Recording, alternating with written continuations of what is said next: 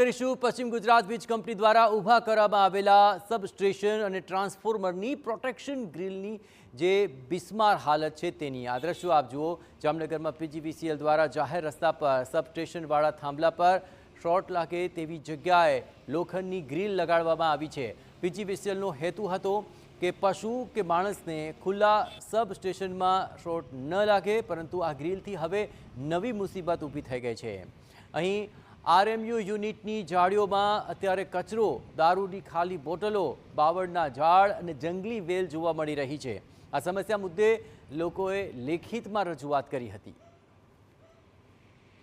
જામનગર શહેરમાં લગાડવામાં આવેલ જે સેફ્ટી ગ્રીલ છે તેની અંદર પુષ્કળ પ્રમાણમાં કચરો છે, જંગલી વેલ છે, અમુક જગ્યાએ ગ્રીલ ચોરાઈ ગયેલ છે, અમુક જગ્યાએ ગ્રીલ તૂટેલી છે, જેનાથી અકસ્માતનો ભય રહે છે। હાલમાં ચોમાસું હોવાથી પશુઓના પણ મોત થાય છે, આગ લાગવાની પણ શક્યતા છે અને અકસ્માતો પણ થાય છે।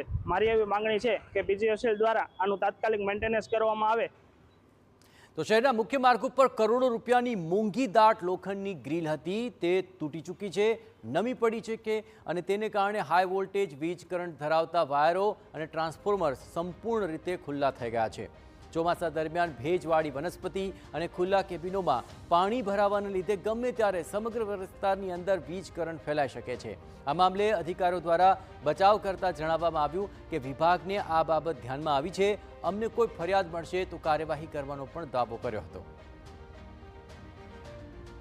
મોટેભાગે બધી જગ્યાએ જ્યાં ફેન્સિંગ છે ત્યાં સાફ સફાઈની કામગીરી માટે અમે અમારા સમયાંતરે માણસો મોકલતા રહીએ છીએ, પણ પવન અને બીજા ઘણા બધા કારણોસર અમુક વખતે લોકો પણ એમાં જઈને કચરો પોતાનો ઠાલવી આવતા હોય, એના હિસાબે કચરા એકઠા થઈ જતા હોય છે।